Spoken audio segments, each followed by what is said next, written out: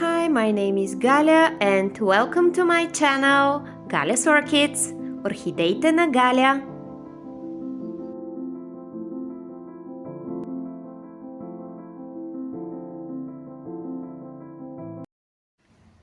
Hi guys, my name is Gala and welcome to another care collaboration.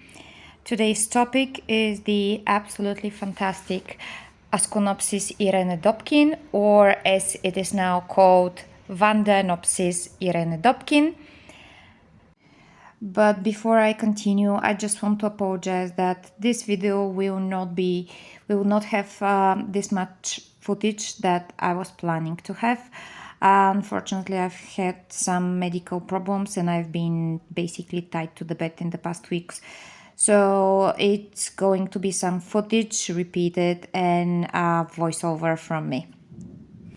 We have two more channels participating in today's care collaboration. This is the Orchid Saga and Ninja Orchids. I'm listing their names on the screen, and I will also be adding links to their respective videos in the description of this video.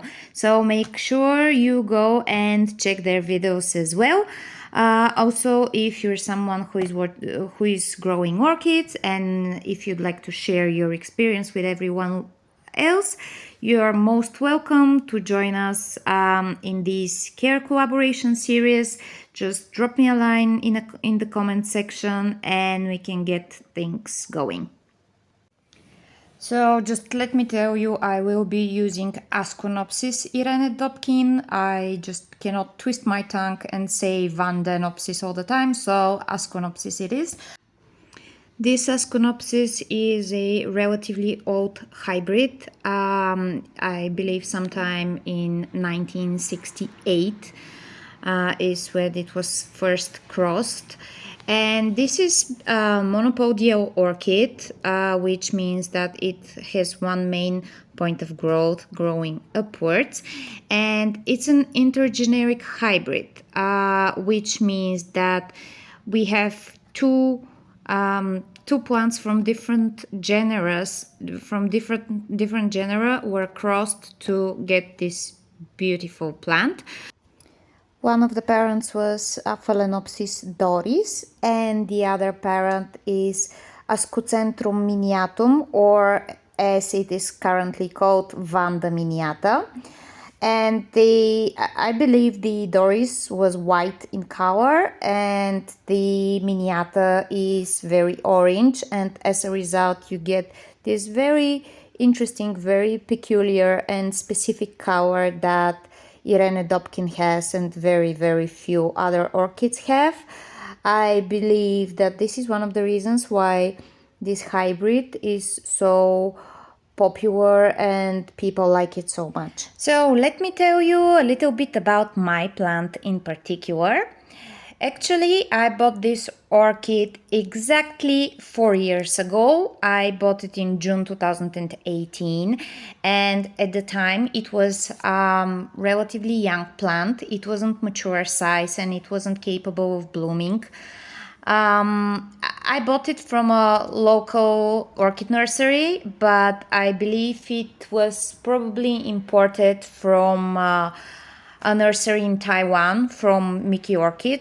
So when I got it, I potted it in bark chips, Orchiata bark chips. I believe there is some pumice and some sphagnum.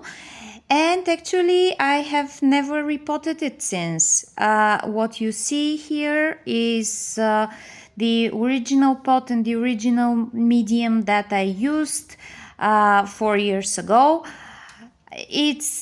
It has some algae, so I do believe I have to repot it at some point. I don't know when. Anyways, it is what it is. Since I've had it, this is actually its fourth time blooming for me. It bloomed in 2020, so apparently it needed about 2 years to get to mature size and bloom for me. And after that, it bloomed next year in 2021, June again. Then 6 months later, it bloomed again in November, and now again in June 2022. So what I'm trying to say is that it's actually capable of blooming more than once a year. In my case, it has bloomed every 6 months since 2021. I've had 3 blooms. With respect to care and with respect to my conditions and my environment, I've mentioned before, I live in Bulgaria, in Sofia. This is moderate continental climate. We have winters. I grow inside, so it's not really, the temperature is not a big deal. That it gets very low and freezing and we have snow. The issue is more with the light, because there is less light during the winter months. But overall, it sits on very close to east window, so it gets a lot of light, and you can tell that it gets a lot of light from the redness on the leaves. So if I have to make a comparison between a normal standard hybrid Phalaenopsis and this Irene Dobkin, I give it more light compared to the standard Phalaenopsis hybrids. And also I've noticed that it likes more water. I would soak the plant whenever I see that the roots are approaching dryness, but also very often I would just sip water into the container where I keep the pot, and I would just leave a finger of water sitting on the bottom. And just within 1 day, the plant would usually absorb all of the water. With respect to temperatures, my temperatures inside the apartment are quite high. I rarely get anything below 20, and maybe just for a few days. On the other hand, in the summer it gets extremely hot. It can get 30 degrees. So definitely it gets a lot of high temperatures, warm, also a lot of light and quite a lot of water. Humidity, I don't have much humidity. I know one of the parents is a Vanda, but nothing can be done. My humidity is around 30-50 degrees and 30-50%. And to be honest, if I provide enough moisture around the roots, I don't think the plant has any problem with the fact that I have low humidity.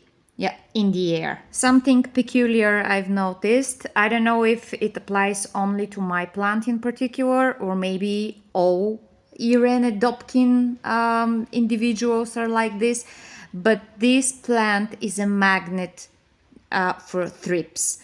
I would have different orchids blooming right next to Irene Dobkin, other Phalaenopsis blooming, and the thrips would go only to the Irene, and they would chew only the flowers of the Irene Dobkin. They would not touch any of the other plants that were in close proximity. I don't know what's the deal with this, but this plant was eaten a lot. With respect to fertilizer, I would suggest just any balanced fertilizer.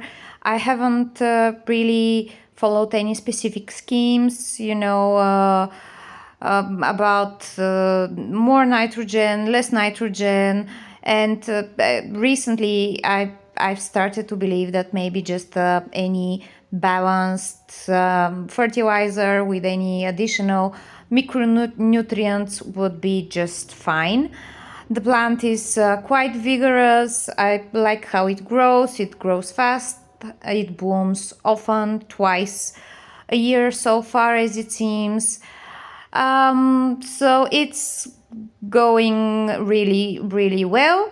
The one thing you may not like is that it's not fragrant. For me, this is not an issue, to be honest. I don't really care much about fragrance, but yeah, it's not. I believe that this specific sweet color of the flowers fully compensates for the lack of fragrance. And this was pretty much everything about my Asconopsis or Vandaenopsis Irene Dobkin. Very nice plant. I highly recommend it if you can get it. It's not hard to find it in Europe. Sometimes it disappears from the market, but then it reappears again. So it's not something too rare. You can get it if you look for it. So if you're still here and if you're still watching, thank you so much. Thank you for your patience. Thank you for being here. And if you're someone who is growing orchids and you'd like to share your orchids and your perspective of how orchids are grown, please feel free to contact me and you can join us in our next care collaboration series. Who knows? All right. Thank you. Bye-bye.